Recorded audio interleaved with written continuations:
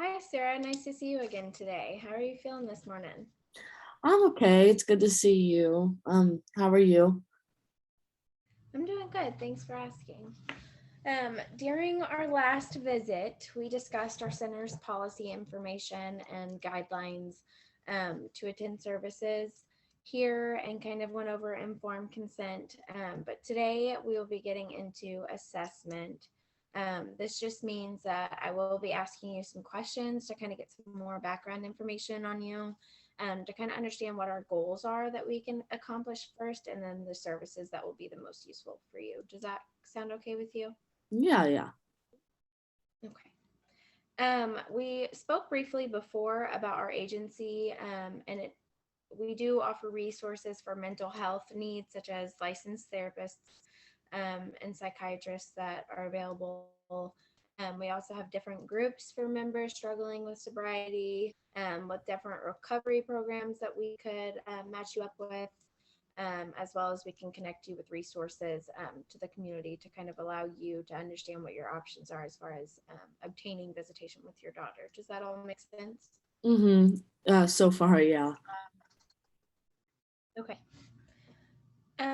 We also, I do want to remind you before we kind of dig in with this assessment portion that I am a mandated reporter, which once again just means that if you say that you are a harm to yourself or to others, I do have a duty to warn and protect and will have to notify this person of the feelings that you are having. I also have a duty to inform, which means that if I suspect any child abuse or neglect or any elder abuse or neglect, I will have to report that as well. Does that make sense? Yeah. Okay, sounds good.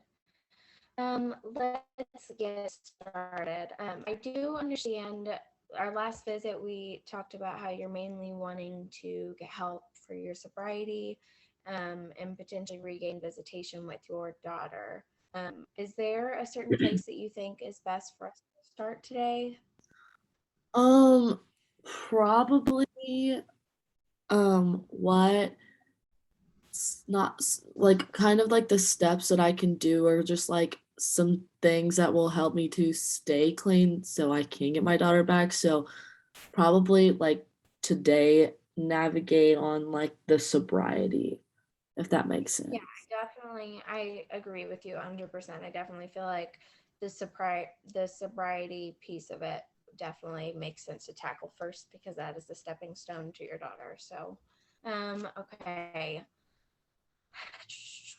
Um, First, I wanted to check. I know that we had talked about your alcohol usage before. I just wanted to double check. Is there any other substance that you are seeking sobriety for? I went to prison for methamphetamine usage. So, Okay, so there are um, some methamphetamine use. Uh, when did your meth usage first start? um, I was probably about 21, 22. So about 5 years ago. Okay. Was there something that had happened that kind of triggered it? Were you hanging out with a crowd of people that were using, or how did that kind of start? Yeah, kind of all of the above.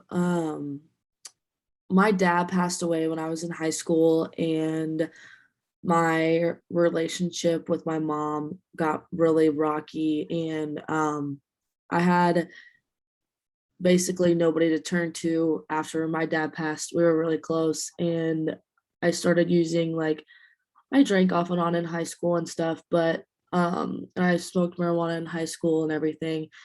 And as I got older, it was kind of hard not having a parent there for me. And so I started hanging with people I shouldn't have been hanging with. And that's where it started basically. When you say you're hanging out with people that you shouldn't have been hanging out with, um, what do you mean by that? Basically, like my friends at the time were like I would find them at bars, and I would find them at like house parties that basically were trap houses. Um, but yeah, friends, but not really friends, just people that would use and let me use for free too. So Okay. Can you tell me a time where your addiction or usage with meth got worse? it was probably at its worst. Definitely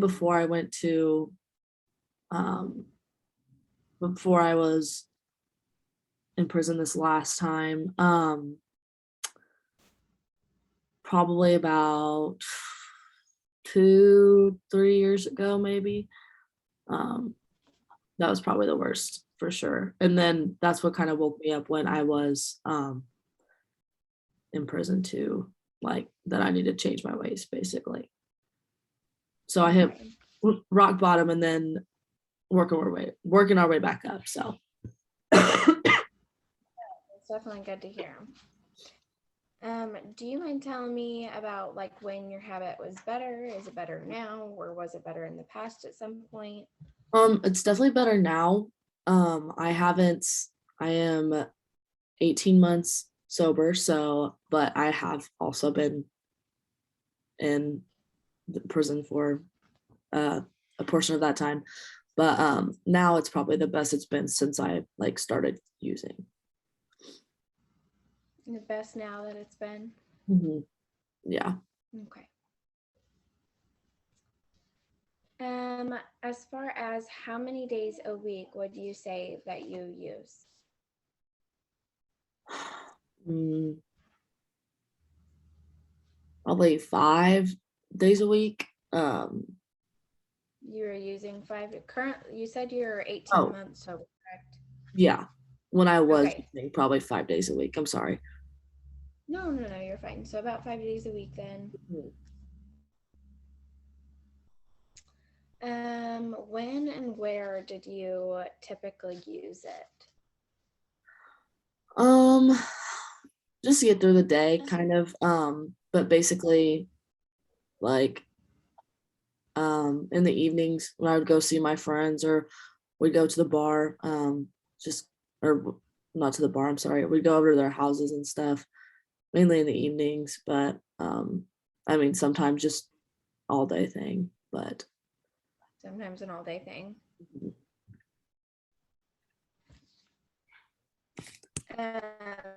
Also, I did want to double check. In what ways were you using meth? I would just smoke it basically. Just smoking it. Yeah.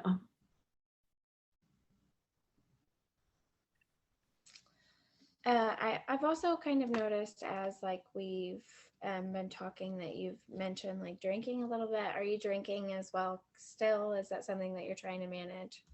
Yeah, which I really don't a lot just because I do live in the halfway home. So I work at nights now. So I really don't a lot, but like um every once in a while, like if I get the opportunity, I'll probably go have like a social drink or something.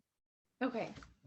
And then on a scale from 1 to 10, how bad do you think that your addiction with meth impacts or impacted your ability to function? Um Probably like a 8. I'd hallucinate a lot, get very confused. Basically I couldn't hold a job.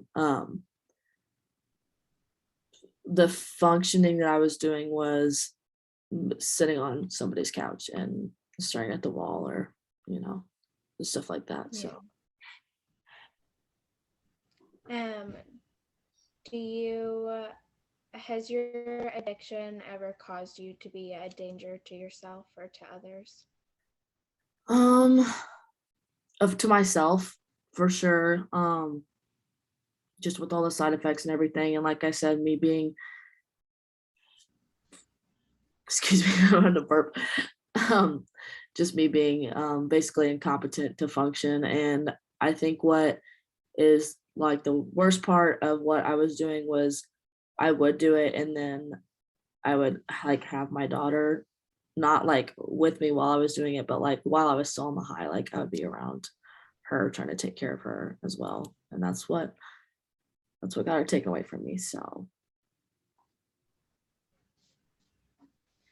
Um, as far as we kind of talked about it a bit, but how many hours do you typically how many hours did you typically use, and how long had the habit been has the habit been occurring?